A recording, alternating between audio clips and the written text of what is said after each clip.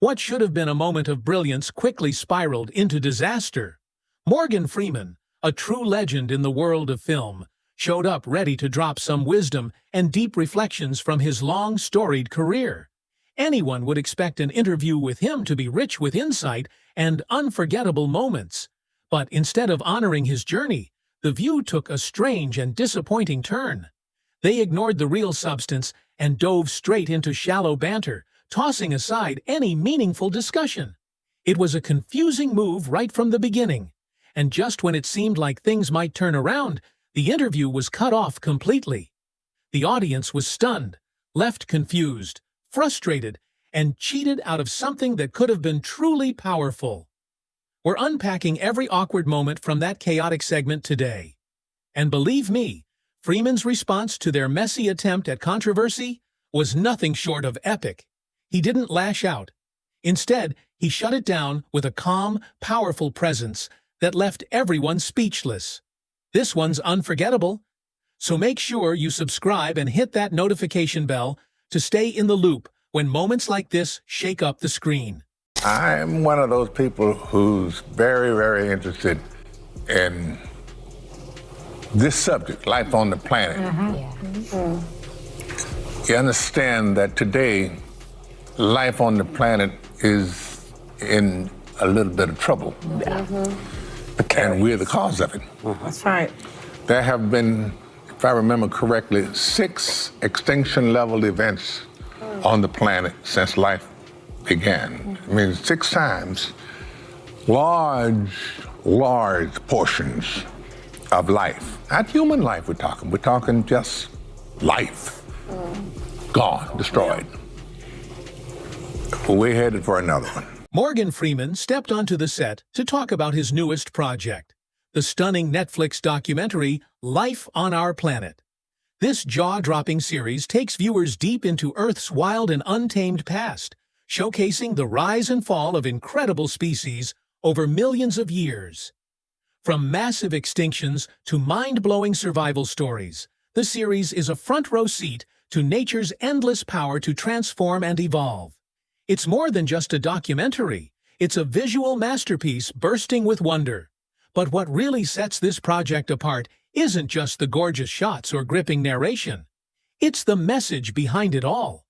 While other climate documentaries love to sound the alarm, Freeman takes a step back from all that panic and fear. Instead of shouting that we're doomed without immediate drastic changes, Freeman brings something rare, a grounded, thoughtful perspective. His voice carries not fear, but reflection. And it's powerful. The series doesn't pretend everything is perfect, but it places our concerns in a larger context. Long before people walked the Earth, the planet was already cycling through destruction and rebirth. It's the rhythm of the world itself. But not everyone was ready for that kind of calm, science-based truth. Joy Behar, always eager to stir the pot, wasn't about to let Freeman's steady tone go unchallenged. With barely a pause, she jumped in with a sharp interruption that completely flipped the mood of the room. Well, it's tenacious if we would just leave it alone. Leave it alone. And the human interruption of all of that is what's causing all the problems. I hope that it's not too late. But let me ask you this, Jeff. Seeing the rise and fall of all these species, because some are coming in too, right? And many are leaving the planet. Did that change your perspective on life? My perspective on life? I don't think it changed my perspective. It just enhanced it. Because for a long time now, I've been listening to what they say about, I drive an electric car. You could practically read Morgan Freeman's thoughts through his calm expression. That subtle smirk, steady eyes, and quiet confidence spoke volumes. Without raising his voice, he pushed back against Joy's dramatic take with cool precision. It wasn't a clash of tempers, but it cut deep. And let's be honest, that moment had been building up for a long time. Freeman didn't have to shout. His calm defiance was louder than words. For years, the media has cranked up climate fear like it's a broken alarm that never stops ringing. Remember back in 2019 when headlines screamed that 11,000 scientists were predicting untold suffering? It sounded like the end of the world. Until you looked closer. The fine print told a different story, one that didn't feel even remotely practical. We're talking about massive carbon taxes meant to punish everyday people, tossing GDP aside, slashing meat consumption, and, get this, freezing global population growth. Basically, their message boiled down to this: wave goodbye to modern living and say hello to a future out of a history book. Comfort? Convenience? Forget it.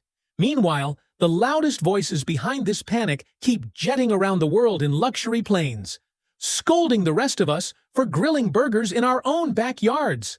The double standard is outrageous. And the irony? It's absolutely wild. People say lighting a steak on the grill sends some of them into a meltdown. So if you're firing up the barbecue tonight, do it proudly. And hey, smash that like button while you're at it. But just as things were getting fiery, Sunny cut in with a question for Freeman. And out of all the thoughtful things she could have asked, she picked that. I want to ask you about a different documentary. Go ahead. As some politicians around the country try to erase Black history, you're making sure people don't forget vital parts of our past, including this documentary that you executive produced called 761st. Did I get that right? Yeah, 761st Tank Battalion, the original Black Panthers, about the first Black battalion to fight in World War II. First Black Armored Battalion. Yes, and you served in the Air Force. I know that. This film was then very personal to you. Oh, yes, having start in the 40s and move up. And how many times did I see Black people in the movies? And if I did see them, what were they doing?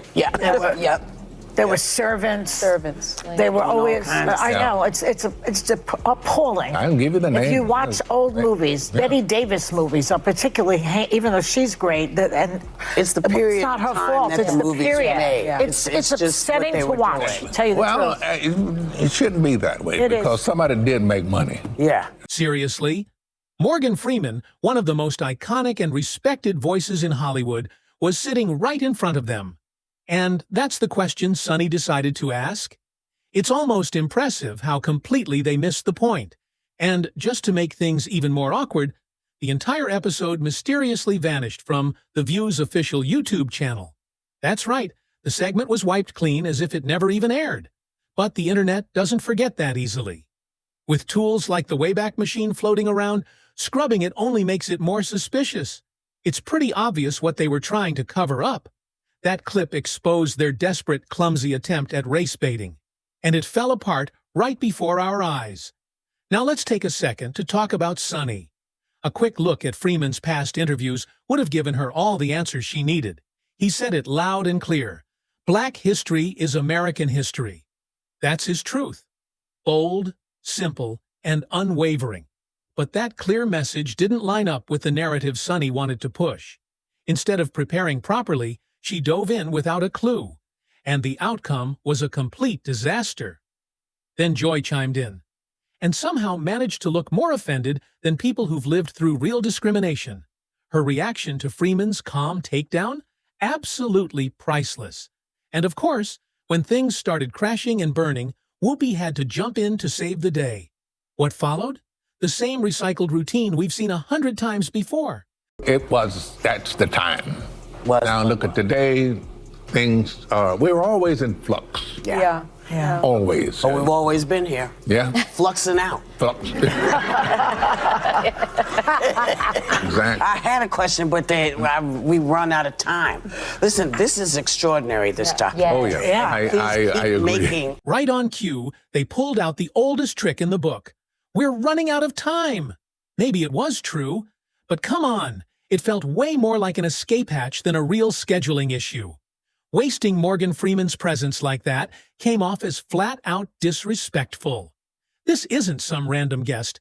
This is Morgan Freeman, a legend with decades of powerful roles and thoughtful insight. And yet, despite everything he represents, they gave him just 6 rushed minutes. No meaningful questions, no depth, just surface-level fluff that left everyone shaking their heads. Meanwhile, other guests with far less impact have had all the time in the world. It was a glaring case of misplaced priorities, and it couldn't have been more obvious. This was a golden opportunity. and they blew it in the worst possible way. What should have been a conversation full of depth and perspective got pushed aside and deleted from the internet like it never even happened. But here's the twist. Freeman didn't just disappear into the background. Not long after, he made an appearance at the Oxford Union. And that's when things really got good.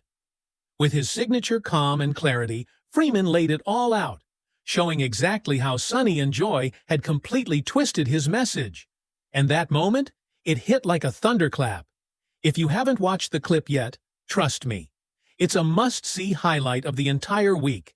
I don't think there is an issue of race in Hollywood. Somewhere back there in the 70s, the decision was made by almost all and sundry that we have to start open casting.